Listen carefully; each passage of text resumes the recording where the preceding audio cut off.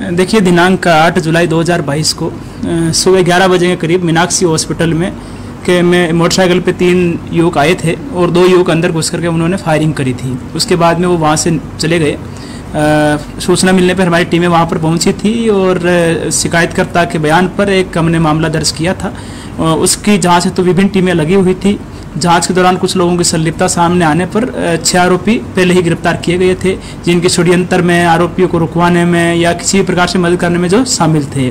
उसके बाद में जो 2 मुख्य शूटर थे जो वेपन लेकर के हॉस्पिटल के अंदर घुसे थे, उनकी भी पहचान हुई और हमारी टीम जब जींद के एरिया में थी तो एक विश्वसनीय सूचना प्राप्त होने पर टीम ने वहां पर कार्रवाई की है। दिनांक 16 और 17 की नाइट में थाना सिविल लाइन जींद के एरिया में ये कार्रवाई की गई थी। इस दौरान उनके द्वारा फायरिंग की गई। पुलिस ने भी जवाबी आत्मरक्षा में जवाबी फायरिंग की। जो दोनों थे शोभित और मोहित, इनके दोनों के एक के हाथ में और एक के पैर में गोली लगी थी और बाद में उनको हॉस्पिटल ले जाया गया। जो दोनों जो आरोपी हैं उनकी पहचान शोभित वासी हाथरस यूपी और मोहित वासी श्री गंगानगर राजस्थान के तौर पे हुई है। जो मोहित है वो एक श्री गंगानगर में पेट्रोल पंप के संचालक की हत्या के मामले में भी वहाँ राजस्थान में वांछित था और श्री गंगानगर पुलिस ने उस पर इनाम भी घोषित किया गया था। तो दोनों हिस्ट्री सीट रहे हैं अभी सर पहले? देखिए, अभी शोभित का हम जो क्रिमिनल रिकॉर्ड है वो भी चेक करवा रहे हैं, लेकिन मोहित के ऊपर 6 के आसपास मुकदमे हैं और मर्डर और कुछ अन्य धाराओं के तहत मुकदमे हैं, जिसमें ये वांछित भी चल रहा है और जिस पर इनाम घोषित किया हुआ था। किस गैंग से सक्रिय संपर्क में है? देखिए, अभी तक तो दिलेर कोटिया का इससे संबंध सामने आया है और इसके बाद में इसमें षड्यंत्र में या इनकी मदद करने में या इनको कहां से लीड मिली थी, कहां से हथियार मिले थे, ये सारा अभी जांच का विषय है जो हम भी कर रहे हैं। बताया जा रहा है किसी और वारदात को फिराक देने के उसमें थी।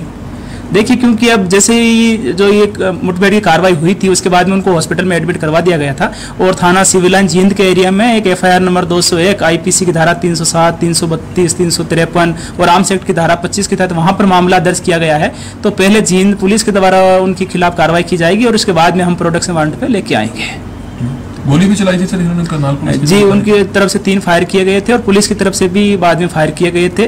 तो पुलिस वालों के किसी गनिमत रही, किसी के चोट नहीं लगी, लेकिन उनका पूरा प्रयास था कि पुलिस टीम के ऊपर हमला करना। देखिए, जो अभी रिसेंटली जो मामला सामने आया है उसमें 2 चीज़ें मैं मुख्य तौर पे कहना चाहूँगा कि नंबर 1 तो हमारे जितने भी बिजनेसमैन हैं, व्यापारी हैं, डॉक्टर्स हैं या जो भी प्रोफेशनल्स हैं, उनको किसी भी प्रकार से घबराने की आवश्यकता नहीं है।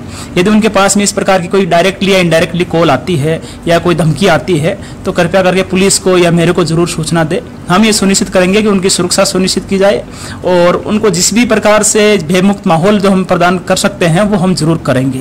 दूसरी चीज ये है कि इस मामले में ये भी सामने आया है कि हमारे एरिया के आसपास के लड़के जो कुछ क्रिमिनल्स के कहने पे डायरेक्टली इनडायरेक्टली मदद करते हैं, तो इस प्रकार की गतिविधियों में शामिल होने से बिल्कुल बचें और उनके माता पिता और अभिभावकों का भी कर्तव्य है कि वो ध्यान रखें कि अपने बच्चे किस प्रकार की संगति में बैठते हैं, उठते हैं, किन लोगों के संपर्क में है, क्योंकि एक छोटी सी गलती, जानबूझ के की गई गलती बाद में भारी पड़ सकती है। इससे मुकदमा भी दर्ज हो जाते हैं और बाद में पुलिस गिरफ्तार भी करेगी और जो कोर्ट में ट्रायल का भी सामना करना। अभी जो मामला हमारा हुआ है, अभी तक तो केवल 6 व्यक्ति गिरफ्तार हो चुके हैं और 2 अभी जिनका हम बाद में प्रोडक्शन वारंट हासिल करेंगे, लेकिन इस मामले में भी कुछ लोग और भी शामिल है जिनके हम तह तक जाने की पूरी कोशिश कर रहे हैं और हमारा भरसक प्रयास है कि इस मामले को बिल्कुल हम तार्किक निष्कर्ष तक लेके जाएं और इस मामले में जिनकी भी थोड़ी बहुत भी संलिप्तता, जानबूझ के संलिप्तता सामने आती है तो उनके खिलाफ हम कार्रवाई अवश्य सुनिश्चित करेंगे। और उसी जो आपने प्रश्न पूछा था उसमें ये हथियार कहाँ से आए, किसने पैसों के तौर पे मदद की, किसने और बाकी किसी अन्य गतिविधि के तौर पे मदद की है, तो हम जरूर उसको हमारी जांच के दौरान मद्देनजर रखेंगे और कार्रवाई सुनिश्चित करेंगे। तो कल डिस्चार्ज कर दिया गया था,